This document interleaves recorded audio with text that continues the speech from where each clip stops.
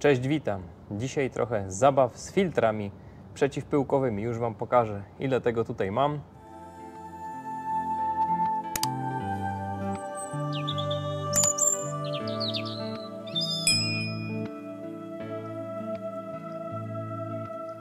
I mam coś, czego generalnie bardzo długo szukałem. Udało mi się zamówić na Amazonie filtr HEPA do kij Eniro, ale myślę, że to do większości kijanek pasuje.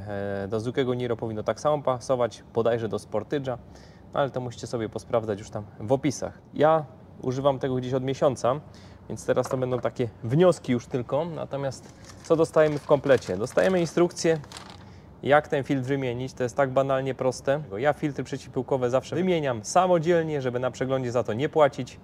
No wychodzi kilka razy taniej. A już w tym aucie to jest po prostu bajeczka. Jak to się robi? Mamy tutaj dwa takie, jakby to nazwać, guziczki przekręcane. Wystarczy je wykręcić w tym miejscu i już nam półka schodzi piętro niżej.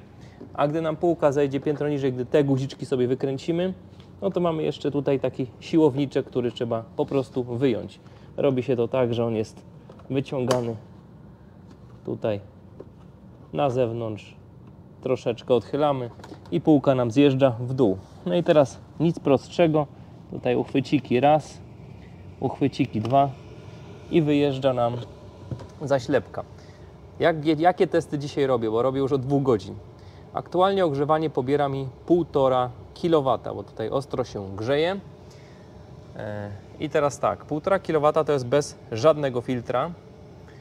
Na tych filtrach było, na tych standardowych, gdzieś 1200 W, czyli 1,2 kW, natomiast na tym około kilowata. Po co takie testy robię? Zaraz Wam tu jeszcze raz to zaprezentuję. Patrzmy, jest 1,5 kW. Wkładamy ten filtr HEPA, bo oczywiście będą komentarze, że się zepsuje auto od takiego filtra. Już gdzieś to słyszałem, że to się niszczy. Niszczy się ogrzewanie, jak się lepszy filtr wkłada. No różne dziwne rzeczy słucham, czytam. Generalnie mam uczulenie na różne takie teorie niesprawdzone, więc sprawdzam sam. No i teraz to pewnie będę musiał chwilkę poczekać, bo to chwilkę będzie trwało, ale już zauważyć da się, że ogrzewanie no troszkę gorzej dmucha, natomiast patrzcie, co się dzieje. Prawie natychmiast zaczyna zjeżdżać moc grzałki, czyli z grzałką nic się złego nie stanie, bo po prostu grzałka zjedzie z mocą i się nie przegrzeje. Jest to fajnie widać opomiarowane, oczujnikowane.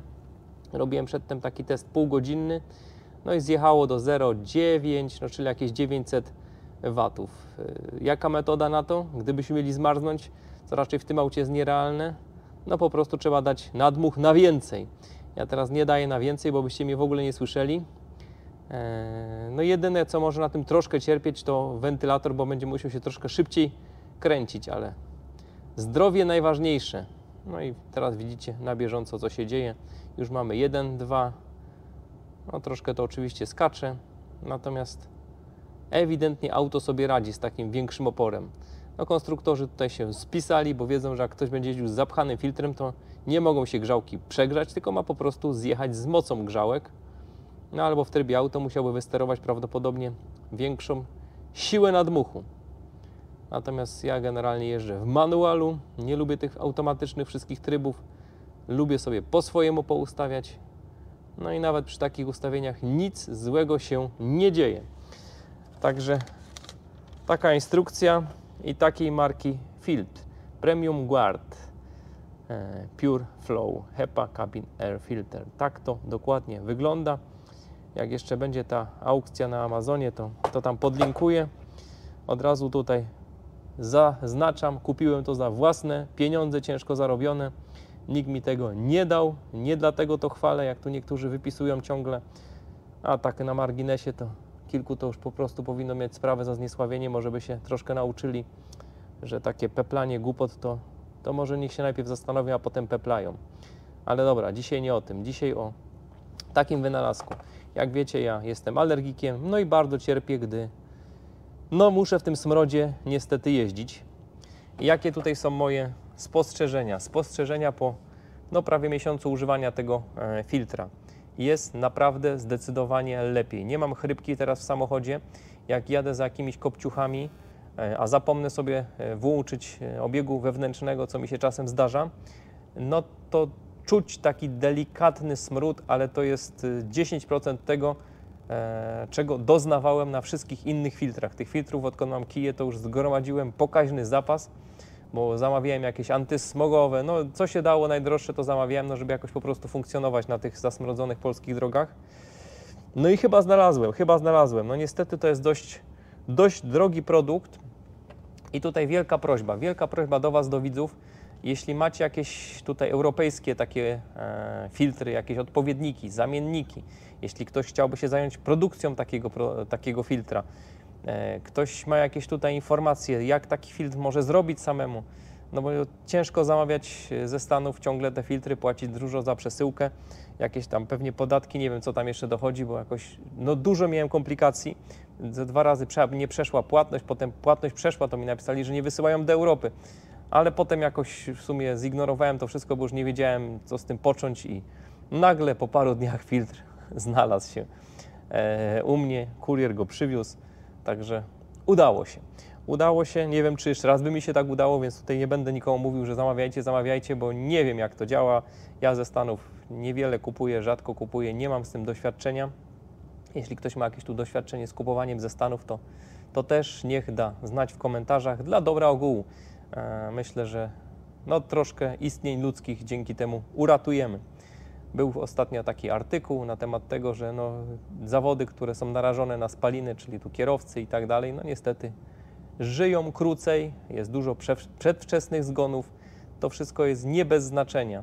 Już dzisiaj taki sławny Dieselgate, no niestety okazuje się, że do dzisiaj nie zostały te auta naprawione i tych aut jest w sumie 11 milionów. Myślę, że kilka milionów takich aut, które nie powinny nigdy jeździć i na dzień dzisiejszy, no, wyrok niestety nie jest prawomocny, ale te 11 milionów aut mają cofniętą homologację. Jakby wyrok prawomocny, to 11 milionów diesli musiałoby zniknąć z rynku, a to mówimy o samej jednej grupie Volkswagena, nie mówiąc o innych markach. Także no jest dramatycznie i trzeba sobie jakoś radzić w tej trudnej sytuacji. I ja takie rozwiązanie tymczasowe znalazłem. Wydaje mi się, że jest naprawdę o niebo lepiej. Tutaj rodzina też mówi, że praktycznie teraz nie czuć tych wszystkich smrodów, zapachów, czy jak ktoś tam kopci z kopciuchów, no bo niestety kopciuchów trochę zostało w okolicy, to da się żyć. Z takich aut, które mile wspominam, to jest Tesla S z filtrem HEPA, tam to było zdecydowanie na wyższym poziomie. Mile wspominam Nissana Arię, tam absolutnie nic nie było czuć, zresztą tak samo jak w Tesli, i mile wspominam BMW i4. Tam według mnie, z tego co pamiętam, też jest filtr HEPA. Było też kilka aut, które całkiem nieźle sobie radziły, ale może teraz tak jak przy tym produkcie, cokolwiek było czuć, i tutaj mówię o Hondzie E, ale właściciel teraz zakupił jakiś jeszcze lepszy filtr i mówi, że jest jeszcze lepiej, że jeszcze mniej czuć tych wszystkich smrodów. Dobrze jest w Kii EV6, z tego co pamiętam.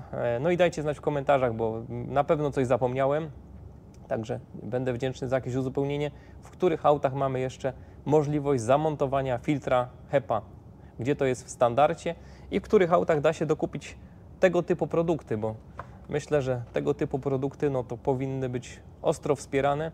Ja od lat działam na rzecz tego, żeby było troszkę mniej zanieczyszczeń, natomiast to jest chyba walka z wiatrakami w naszych realiach, no ale można sobie jakoś radzić.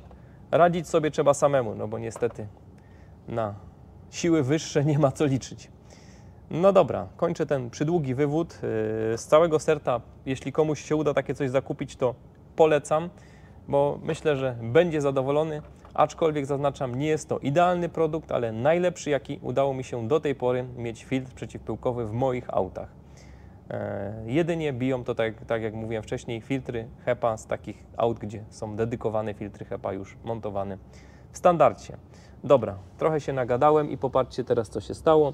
I tutaj mamy niecały kilowat, czyli 500 watów zjechała moc grzałki, no bo to mniej więcej odpowiada temu, co ja zauważyłem. Ja zauważyłem, że tutaj dmuchawa wieje gdzieś pi razy drzwi ze 20-30% gorzej z tym filtrem, no bo on na pewno większy opór stawia. No i tyle musiała grzałka sobie zmniejszyć moc, żeby wszystko było w porządku.